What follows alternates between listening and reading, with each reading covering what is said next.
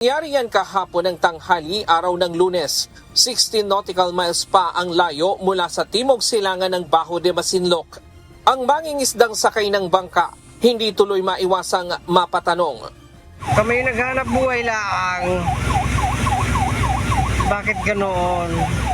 Hinarangan ng People's Liberation Army Navy Vessel 621 at Chinese Coast Guard Ship 23521 ang mas maliit na bangka ng mga mangingisda na FFB Prince LJ. Lumapit sila ng hanggang 30 meters, nagsagawa ng dangerous maneuver, hinarangan ang bangka at ginamitan ng sirena. Kwento ng kapitan ng barko, nagkataon na sinalubong kami nung 621 na warship nila. Inikutan kami tapos in-escortan lang ho kami na itinataboy kami palayo. Ako naman ho talaga ilang ko hindi man kung tatakot. Diretso lang, basta tuloy-tuloy lang.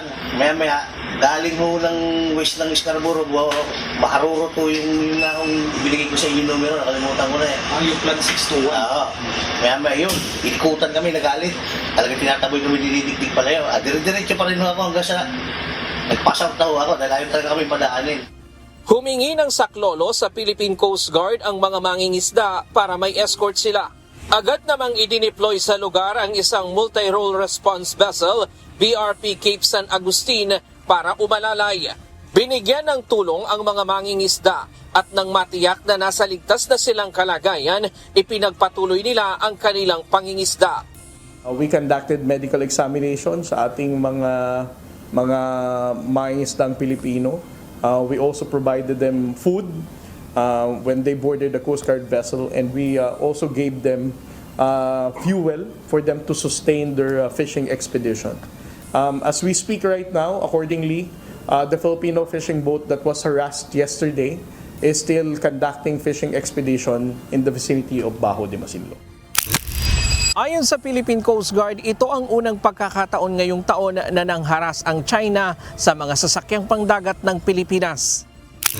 Sabi ni Commodore Tariela, patunay ito na taliwas ang aktwal na ginagawa ng China sa ipinapakita nila sa social media sa publiko. At propaganda lamang ang umano'y pagpapakita nila ng pagtulong sa mga mangingisdang Pilipino, katulad ng insidente noong nakaraang Disyembre, kung saan iginiit ng China na nagbigay sila ng pagkain at nakipag-ugnayan umano sa Pilipinas kaugnay ng isang Pilipinong mangingisda na na-stranded sa laot. That's why I never hesitated to say na it is just another propaganda stunt, no, ng Chinese government, yung ginawa nilang pagtulong sa sinasabi nilang distressed Filipino fisherman a few weeks back. No? Dahil alam naman natin, for so many occasions that we have documented the harassment of the Chinese Coast Guard, the Chinese Maritime Militia to ordinary Filipino fishermen, it will really not convince you that the Chinese government are really in good faith natutulong at hindi manghaharas ng ating mga kababayang Pilipino.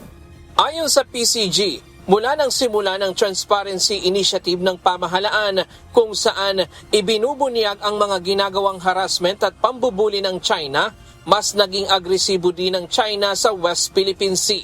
Na ngayon, hindi na nagdadalawang isip ang China na harasin kahit man ang mga ordinaryong mangingisda lamang na naghahanap buhay. Ganito rin ang obserbasyon ng Philippine Navy sa mga aksyon ng China, lalo na kapag nagsasagawa ng maritime exercise kasama ang mga kaalyadong bansa. And their actions have been more aggressive now. They are closer to the ships participating in the different MMCAs that we have conducted with like-minded nations. From being merely distant from the participants of MMCAs, they are now an active enabler. So we foresee that for 2026, this would be the likely trend, increased presence in our maritime features of PLA Navy, the Coast Guard, and the Maritime Militia. Sa kabila nito, sinabi ng Philippine Coast Guard na patuloy na dumarami ang mga Pilipinong mangingisda sa West Philippine Sea, kahit pa may nararanasan silang harassment mula sa mga Chinese.